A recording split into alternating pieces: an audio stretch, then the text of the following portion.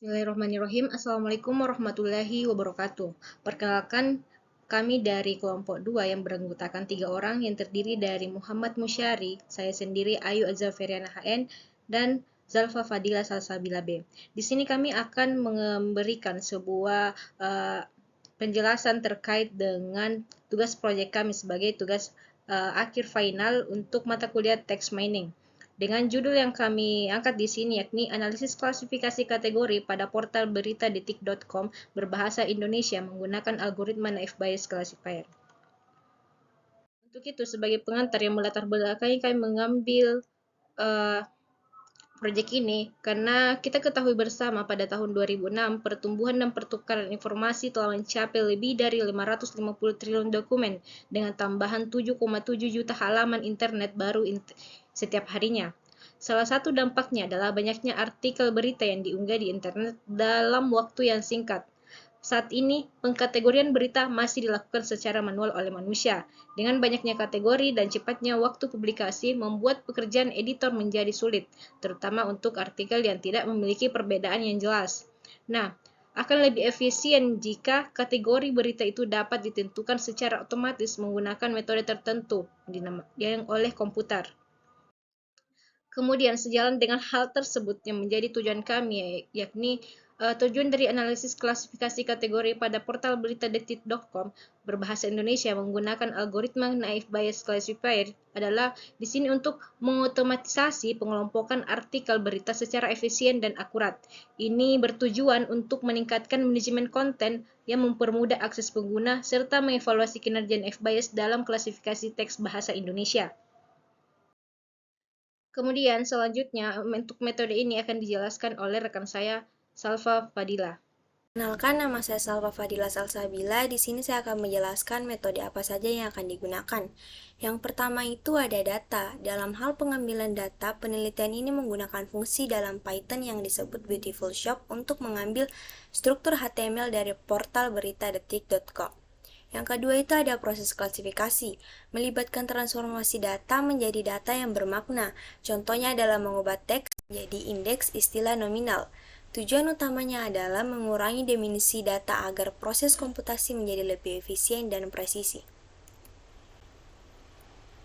Yang kedua itu saya akan menjelaskan algoritma yang dipakai. Algoritma yang dipakai yaitu algoritma naive Bayes classifier. Adalah model yang menggunakan metode statistik dan probabilitas untuk klasifikasi yang diperkenalkan oleh ilmuwan Inggris Thomas Bayes. Model ini digunakan untuk memprediksi probabilitas peristiwa di masa depan dengan mempertimbangkan pengalaman dari masa lampau. Berikut adalah flowchart dari algoritma naive Bayes yang dimulai dari start, data training, data uji, menghitung kemunculan tiap atribut menggunakan rumus Gaussian, kemudian peluang ke kategori positif dan negatif, negatif, masuk klasifikasi negatif, kemudian selesai.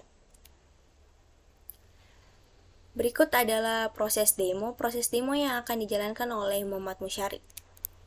Perkenalkan, nama saya Muhammad Musyari, saya dari kelas C kelompok 2, yaitu saya akan mendemokan codingan yang kami buat untuk menganalisis kategori dari portal berita detik.com menggunakan analisis naive Bayes. Nah, jadi baik ya, langsung saja masuk ke codingannya. Yang pertama itu saya menginstal request Beautiful Shop, Pandas, TensorFlow, NLTK, dan scikit-learn. Nah, di sini yang pertama itu saya import request, Beautiful Shop, dan Pandas. Kemudian, yang kedua itu proses memasukkan link kategori MotoGP dan Formula One dari detik.com ke dalam objek berita link berita. Nah, di sini objeknya itu link berita. Kemudian saya memasukkan dalam bentuk array, saya memasukkan dua link kategori yaitu MotoGP dan Formula One. Nah, setelah saya memasukkan ke dalam objek link berita, kemudian saya membuat variabel untuk menampung hasil web scraping yaitu all link. Nah, setelah membuat variabelnya, di sini saya membuat fungsi untuk mendapatkan struktur HTML dan dari berita yang kami pilih untuk mengambil judul, link, dan kategori dari link berita tersebut. Nah, di sini request get itu untuk mengambil linknya, kemudian dalam bentuk HTML parser, Beautiful Shop itu berfungsi untuk menampilkan secara terstruktur HTML-nya. Nah, di sini for link in unite link itu kita mengambil judul, link, dan kategori.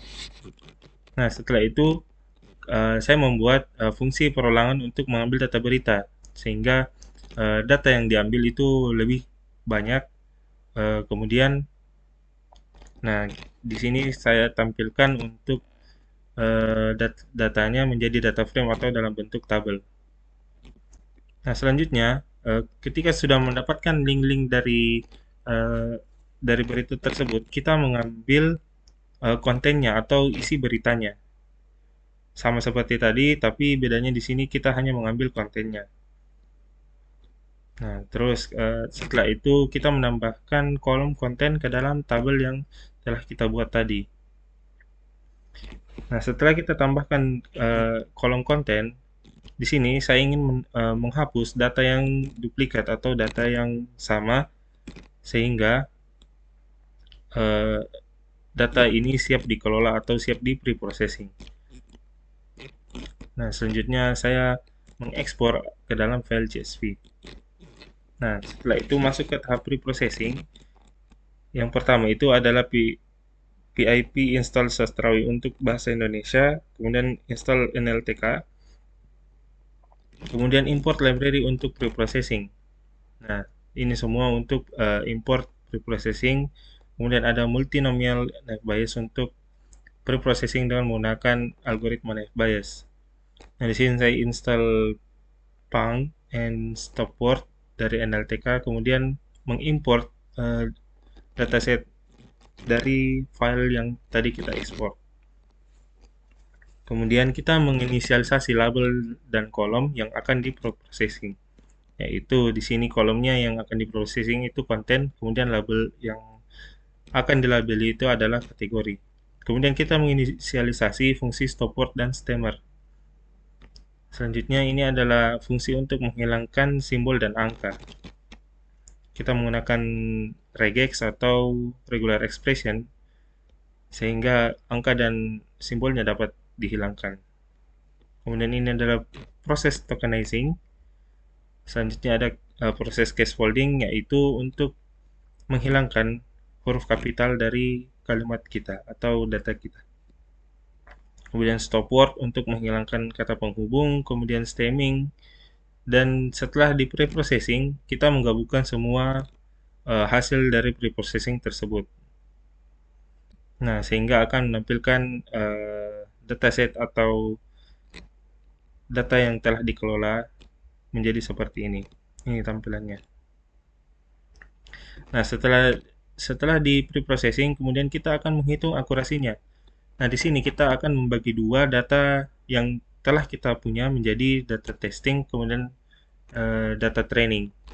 Nah, saya di sini memakai 0,2 test size-nya untuk membagi data testingnya itu 20% dari keseluruhan dataset kita, kemudian trainingnya itu 80% dari keseluruhan dataset kita. Nah, di sini kita menginisialisasikan TF-IDF vectorizer, kemudian multinomial naive Bayes kita inisialisasikan ke dalam variabel model.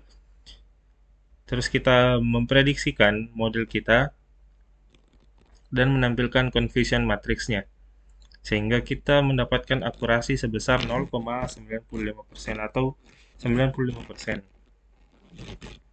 Nah, ini adalah tampilan dari confusion matrixnya.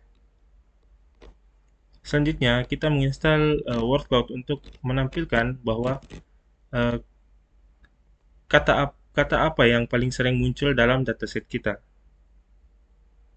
Nah, di sini saya membagi dua word cloud-nya, yaitu dengan label MotoGP dan Formula One. Nah, dapat kita lihat pada word cloud MotoGP yang paling sering muncul adalah Marc Marquez. Kemudian untuk word cloud Formula One yang paling sering muncul adalah F-Team.